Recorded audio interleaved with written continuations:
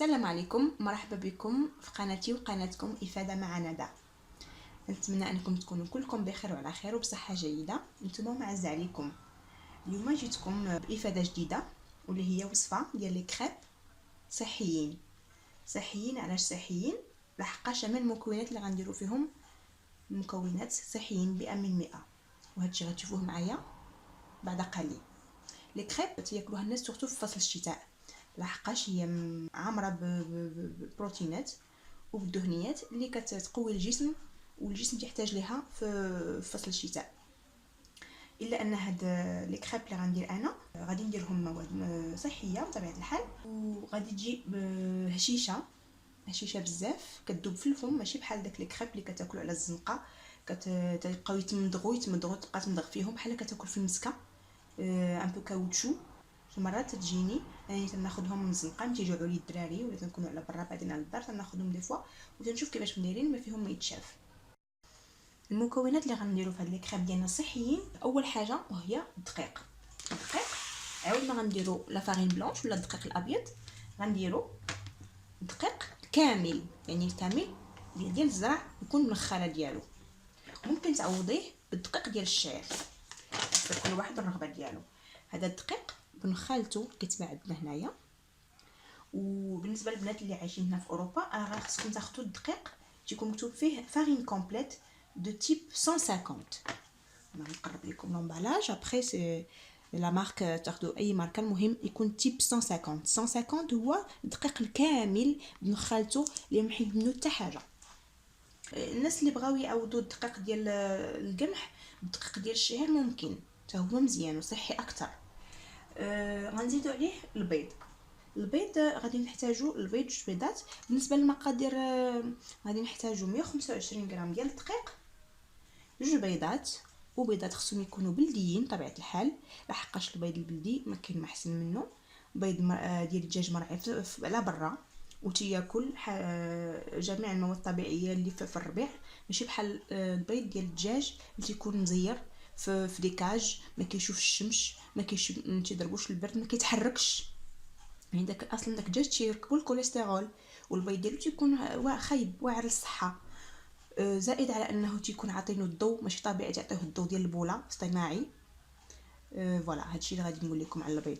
انا تناخذ هذا دي زو بيو، تناخذ البيض بيو. علاش؟ لحقاش تنفضل ان حتى داك الدجاجه تكون راعيه على برا وراعيه مواد ما فيهاش البيستيسيد، ما فيهاش المواد الكيماويه، يعني راعيه في واحد الحقل اللي ما فيهش المواد الكيماويه. حيت كاين البيض تيكون مكتوب فيه الفيون بلانير، هذاك تيكون مرعي على برا، وين داك الحقل اللي هو ترعى فيه راه اصلا فيه البيستيسيد. يعني مثلا تكونوا لي الشون حداه ولا داك الفلاحه اللي حداه راه تيرشوا بالبيستيسيد، حتى داك الربيع اللي فين كيرعى داك الدجاج تيكون فيه البيستيسيد. دونك داكشي كلشي كيدوز للدجاجه، كيدوز للحم ديالها، كيدوز للبيض ديالها وهكذا. ولكن حنا تنتصو داكشي كلشي في الداس ديالنا. دونك هنا 125 غرام ديال الدقيق، هنا 2 بيضات. غادي خصنا ثاني لهاد الوصفه الحليب خصني تاخذوا 30 سنتيلتر او 300 ملل. دونك سي ايكيفالون. دونك انا سبق لي وعبرتها. الناس على حساب كل واحد الميزان اللي عنده، كاين اللي تي عنده سنتيلتر، كاين اللي عنده المليلتر.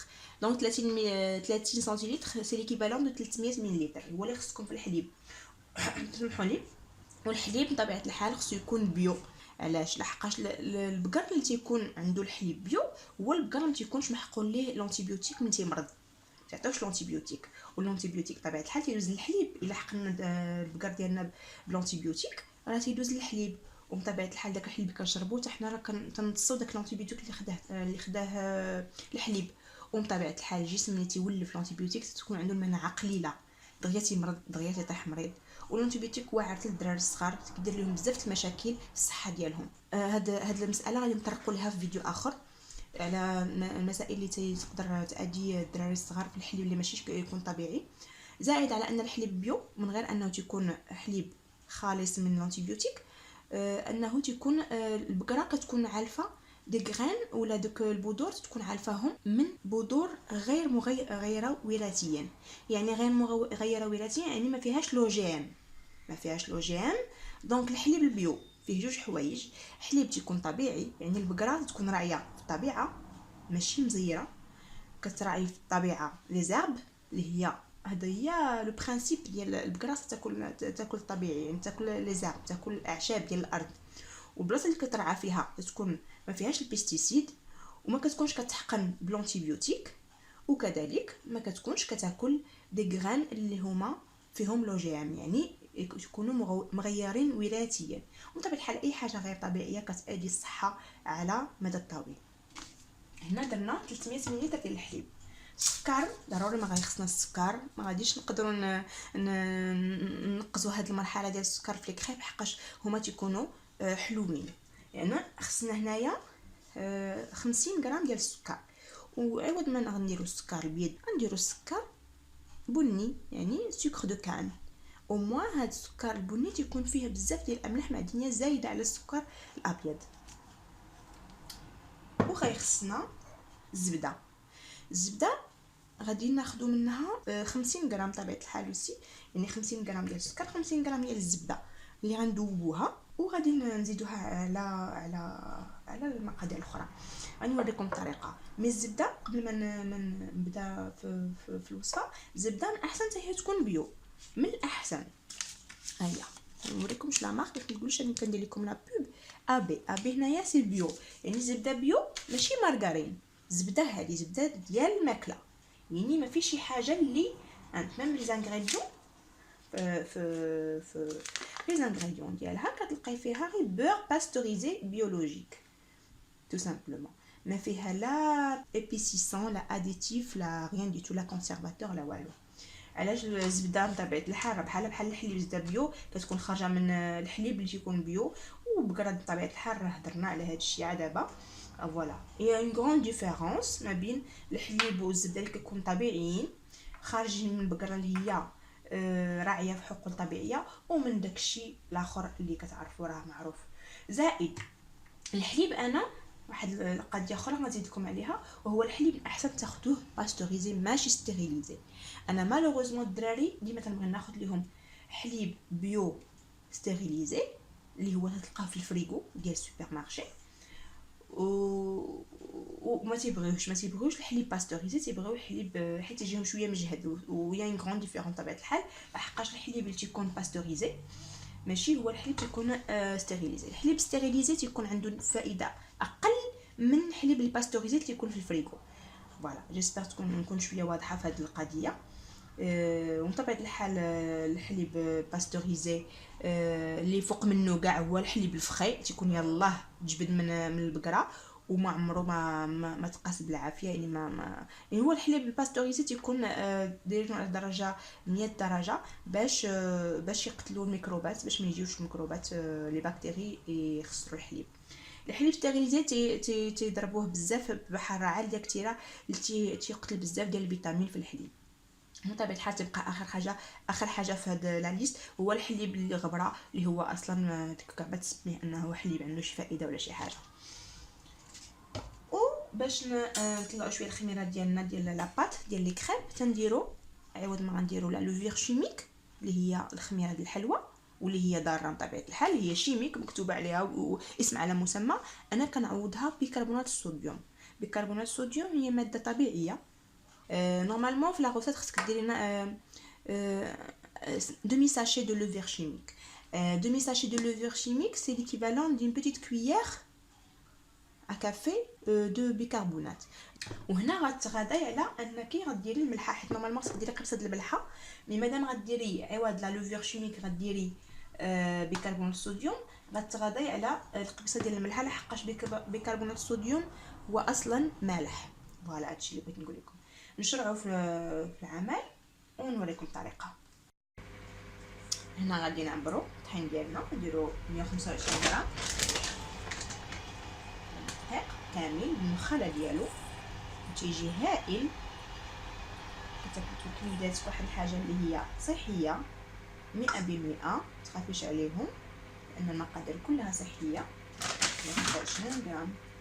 كتزيدي عليها معلقه صغيره ديال البيكربونات اللي هي كتعوض الخميره الكيماويه. فوالا معلقه صغيره. هذا سي ليكيفالون ديال نص خماره، يعني نص خماره نص كيس خميره كيماويه هو البيكربونات، هو معلقه صغيره ديال البيكربونات. نحركوا هذا الشيء، كنزيدوا عليه السكر بني 50 غرام. كنخلطوا السكر مع الطحين مع البيكربونات يتجانس.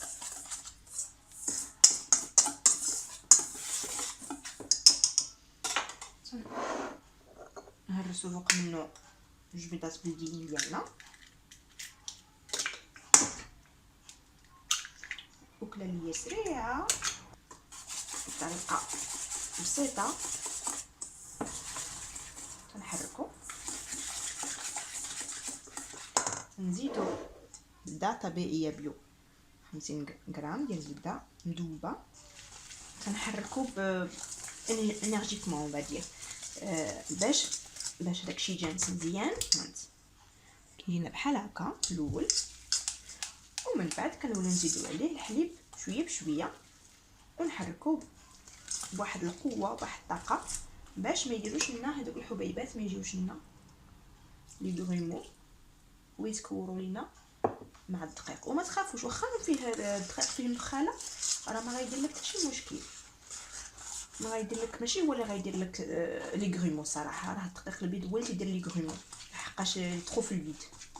مي هذا تيكون شويه ثقيل، تتولي تخوي شويه بشويه وتخلطي مزيان، تضربي مزيان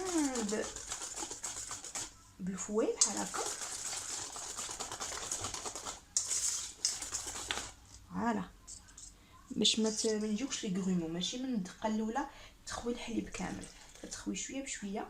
وسمحوا لي ما قلت لكم بلي الحليب خصو يكون دافي، ماشي سخون بزاف مي دافي، حيت لا كان سخون بزاف غادي يطيب لك البيض. دونك تبقاي تخوي شويه بشويه.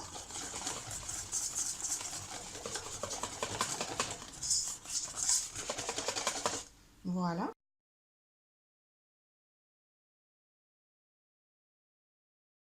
وها هي كيفاش تجي العجينه ديالنا اولا لاباط ديال لي كريب ديالنا. تجي فلويد بحال هكا، ما تجيش بحال الكيكه، كتجي شويه خفيفه على ديال الكيكه. فوالا تجي بحال هكا، تيبان لكم ها نخاله باقا شاده في الفوي، كتجي ها اللون ديالها مغلوق، يعني كتعرفي بلي راه كتعطي وليداتك واحد الحاجه اللي هي صحيه خاليه من مسائل اللي هي صناعيه واكله سريعه. يعني لي كريب تديريهم في البوتي على ديرنيير مينوت ان كاردور هانتي خلطتيها. وهاد لاباط ما محتاجش انها تغوبوزي في الفريغو. يعني دابا غادي نطيبها لكم وغتشوفوا غتطلع على داكشي الرفيع. غادي نبداو نطيبوا في لي كريب ديالنا. نشعلوا العافيه تكون مهيله بحال هكا، ما مجهداش بزاف. وعندي المقله، انا عندي هنايا المقله ديال لي كريب اللي تكون تنديرها خاصه بلي كريب والبغلير، اللي تكون ما كتلصقش وفي نفس الوقت ما تكونش مجرحه. فو توجور فيريفي هاد القضيه، ما تكونش المقله لا كان فيها غير نبشه خصك تلوحيها، والا كاع هذوك المواد ديال الالومنيوم اللي تحت من هاد تحت من هاد الغشاء اللي هو تيحافظ لنا وتيخلي لنا الماكله ما تلصقش، كلشي غادي يدوز للماكله، كاع الالومنيوم اللي من التحت غيطلع. دونك اون فوا تشوفوا المقله ديالكم بدات كتقشر لوحوها وجيبوا وحده اخرى. لا بغيتو فعلا تبقاو مقادين الصحه ديالكم وما يدوش لكم الالومنيوم، ماده الالومنيوم في الجسم ديالكم اللي هي صعيب انك تحيدها، ماشي بالساهل. نبداو دابا نطيبوا في لي كريب ديالنا.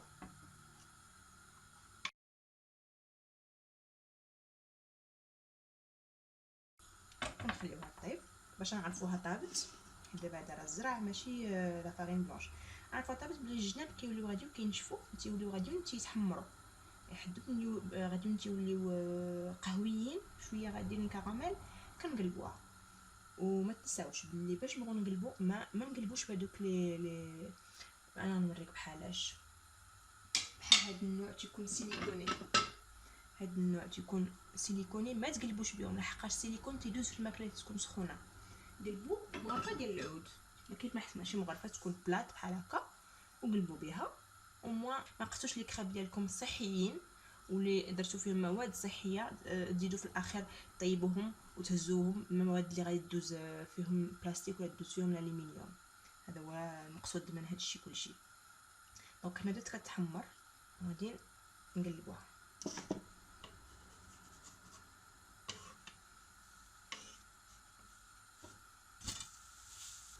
نستمروا بحال هكا ونرجع نوريكم كيفاش يوليو لي كريب ديالنا.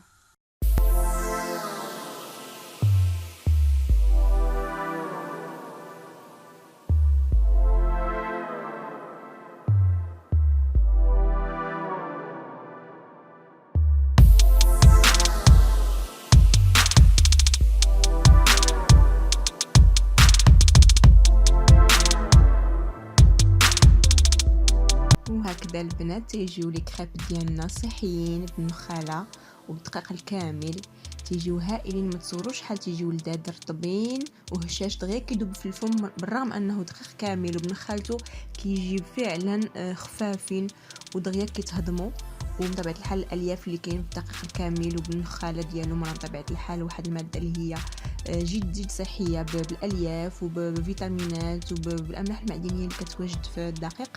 يعني راه مساله اللي هي جد صحيه لوليداتك وحتى الناس الكبار، علاش لا.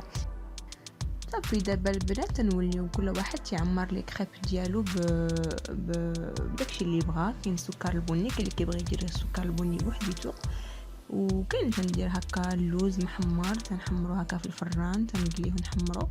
كاين اللي يدير بغا يدير البنان مع العسل، ولا عاوتاني هنا داك الكونفيتور ديال الكرموس كنديروه خاص في الدار عندي، يعني تنوجدو حتى هو. كاين العسل، كاين نوتيلا، واخا ما كاينش الدراري عندي ضروري تيبغيو مره نوتيلا ضروري ما نحطها في الطبله. مي فينالمون كل واحد يعمر الكريب ديالو بداكشي اللي بغا. بحال مثلا هنايا درت شويه ديال الكونفيتور ديال الكرموس ودرت معاه اللوز والبنان، تيجي بهذا الشكل، يعني غذاء متكامل ومتوازن. فكنتمنى ان الفيديو يكون نال الاعجاب ديالكم، وكنتمنى انه يوصل لكم هذه المعلومات اللي عطيتكم توصل لكم وتقدروا تطبقوها في حياتكم اليوميه، لحقاش هي معلومات اللي هي جد سهله في التطبيق. يكفي انك تاخذي قرار بينك وبين نفسك وتكون عندك واحد الصرامه انك تبداي ديري اختيارات في حياتك وديري تغييرات في حياتك اللي غادي تنجيك من الامراض. الله يحفظنا ويحفظكم على المدى الطويل. لهذا نتمنى انكم فعلا تاخذوا المساله عن جد، ويحاول الانسان انه يبدل العادات ديالو اللي هي غير صحيه. اغلبيه وقت عادات غير صحيه من صور ديالنا، ومالوغوزمون ما كناش عارفين هذا الشيء. وان الانسان ما حدو يعرف معلومه خصو يحاول يطبقها في حياته باش يتعود عليها، وبالتالي يعود وليداته على تربيه غذائيه صحيه ونمط حياه صحي. وبهذا كنوصل لنهايه الفيديو ديال اليوم. كنضرب لكم موعد فيديو جديد وافاده جديده ان شاء الله. الى هناك نخليكم على خير ومع السلامه.